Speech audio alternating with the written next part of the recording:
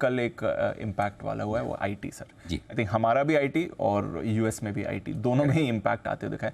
पहले हमारे आईटी से शुरुआत करें सर, क्या हो गया ये इन्फोसिस का? हुआ कुछ नहीं, अब तक जो हुआ वो सब सही था। सही था, यानी कि इन्फोसिस के जो रिजल्ट्स अगर आप देखेंगे कल बाजार बंद होने के बाद आए, आईटी कंपनी के अब तक जितने रिजल्ट आए उनमें सबसे बेस्ट रिजल्ट है।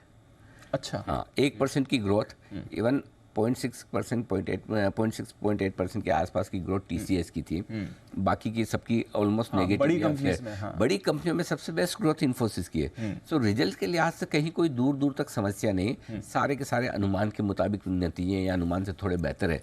लेकिन जिस वजह से आईटी शेयर दौड़ लगा रहे थे, आपको याद होगा पिछले 3-4 दिनों से हम लगातार यही बात कर रहे हैं कि किसी भी आईटी शेयर का नंबर मजबूत नहीं आया, राइट? किसी भी आईटी शेयर का नंबर मजबूत नहीं है। लेकिन उसके बाद आईटी शेयर घट क्यों नहीं रहे? दो वजह से। एक, सबके अंदर साफ दिख रहा है कि बड़ी डील्स मिल रही हैं, लार्ज डील्स वो आ रही है। और दूसरा जो बड़ा कारण था वो है कि किसी ने भी कमजोर नतीजों के बावजूद गाइडेंस कट नहीं किया। तो ये दो कारण ये थे जो आईटी को संभाले हुए थे, और आईटी शेयरों को पे लोगों को लग रहा था कि अब थोड़ा बेहतर कर लेना चाहिए। नैस्डैक भी इतना तेज दौड़ लगा चुका है, तो ग्लोबली आईटी शेयरों को लेकर रुझान ठीक हो रहा है। गार्टनर की रिपोर्ट आई है, एक भी कंपनी ऐसी नहीं अब तक जो है जिसने अपना गाइडेंस कट किया, बल्कि खराब नतीजों के बावजूद गाइडेंस मेंटेन किया। कल क्या हुआ? कल इन्फोसिस के रिजल्ट्स, अगर खाली रिजल्ट्स देखकर आप लोग जाते तो बोला वाह क्या रिजल्ट्स है, लेकिन रिजल्ट के बाद जब इन्फोसिस के मैनेजमेंट ने अपनी कमेंट्री में ये कहा कि वो गाइडेंस घटा रहे हैं, और घटा भी रहे मतलब गंदी तरीके से घटा रहे हैं, मतलब ऐसा, तो ऐसा क्या इन्फोसिस के मैनेजमेंट को डर है जो बाकी आईटी कंपनियों को नहीं दिखा? और वो भी तब जब 2 दिन पहले ही इन्फोसिस ने $2 बिलियन की एक डील भी अनाउंस की, तो लोगों को कॉन्फिडेंस बढ़ गया था। हमारा भी था, इसमें कोई डाउट नहीं, और स्टॉक भागा भी काफी, जहां से हमने पिछले शुक्रवार को रिकमेंड किया वहां से ₹100 चला भी है। लेकिन आप नतीजों का अनुमान लगा सकते हैं, लेकिन आपके मन में क्या चल रहा है ये कैसे पता करेंगे? इन्फोसिस पूरी इंडस्ट्री के सेक्टर के विपरीत जाकर इतना गंदा गाइडेंस कट करेगा, ये स्ट्रीट पे किसी भी ने भी, मतलब बुरे से बुरे सपने में भी किसी ने नहीं सोचा है। कोई एक फंड मैनेजर आपको ऐसा नहीं मिलेगा जो ये सोचेगा कि इन्फोसिस गाइडेंस 0 से 3% की रेंज में ले आएगा। Yes sir. So I think Infosys का ये गाइडेंस कट पूरे बाजार के लिए, आईटी सेक्टर के लिए और खुद इन्फोसिस के लिए बड़ा झटका है। तो आराम से 8-10% जो एडीआर घटा है उतना तो घटना बनता ही है, पता नहीं ज़्यादा घटे। लेकिन इसके साथ दूसरी समस्या और है, न सिर्फ ये घटेगा, ये सबको गिराएगा। और क्यों गिराएगा उसका भी रीजन ये है कि बाकी सब लोगों के गाइडेंस पे है ना क्वेश्चन मार्क आ जाएगा। भाई इन्फोसिस घटा रहा, आप बोल रहे हम तो मेंटेन करेंगे, तो आप तोप हो क्या? करेक्ट। अब वो वक्त है बताएगा कि आप जब मार्च 2024 के नतीजे देखेंगे तब आपको पता चलेगा कि बाकी कंपनियां सही निकली है, इन्फोसिस ने गाइडेंस घटाकर फिर उसको आउट परफॉर्म किया। अब क्या होगा? इन्फोसिस ने एक्सपेक्टेशन लेवल वापस नीचे कर दी। ठीक है, एक्सपेक्टेशन लेवल जैसे नीचे कर दिए तो फिर सीधी सी बात है कि आपको बाकी सब बेहतर परफॉर्म करने की जगह बनती है, राइट? सो मेरे ख्याल से पूरे आईटी सेक्टर में आज 3-4% अगर आईटी सेक्टर घट जाए, सेक्टर पूरा, तो मुझे आश्चर्य नहीं होगा। पूरे सेक्टर में आराम से बड़ी मार पड़ सकती है। और इन्फोसिस 8-10% तो घटना तय है। बाकी छोटे मोटे आईटी स्टॉक सब 5-5% के आसपास, 3 से 5% आराम से घट सकते हैं, कोई बड़ी बात नहीं। सो आई थिंक ये इन्फोसिस का गाइडेंस का बहुत बड़ा झटका है। और सबसे बड़ी बात है, झटका इसलिए है 2 वजह से। एक, बाजार इसके लिए तैयार नहीं था। 2, बाजार इसके विपरीत तेजी का मूड बनाकर सारे आईटी शेयरों पर बैठा है। और 3, पिछले 3 महीनों में देख लें और पिछले 1 हफ्ते में देख लें, आईटी शेयरों में लगातार तगड़ी खरीदारी होती हुई दिखी है। सो सारे रिजल्ट्स की पहले ज़्यादातर पोजीशन तेजी की बनी हुई है, फंड्स थोड़े से ओवरवेट होते हुए दिखे, तो उस हिसाब से मुझे लगता है कि आज बड़ा कट हो सकता है ना, इम्पैक्ट आएगा 100%।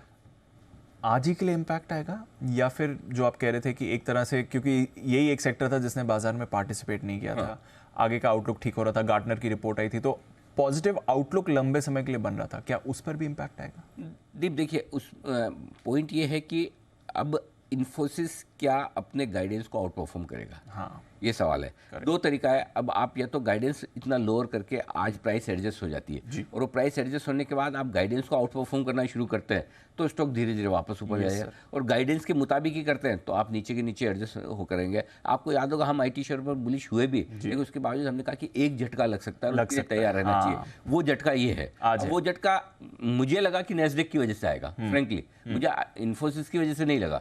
इन्फोसिस को लेके मैं कॉन्फिडेंट था कि नंबर्स बहुत अच्छे होंगे, नंबर्स अच्छे आए भी, लेकिन इन्फोसिस का गाइडेंस किस वजह से इतना कमजोर हुआ ये अभी तक किसी को समझ में नहीं आ रहा। शायद मैनेजमेंट डिटेल में बताएगा तो पता चलेगा कि गाइडेंस किस वजह से उन्होंने इतना खराब दिया, जबकि बाकी IT कंपनियों को किसी को ऐसा खराब नहीं लग रहा, तो इन्फोसिस को ही इतना खराब क्यों लग रहा है।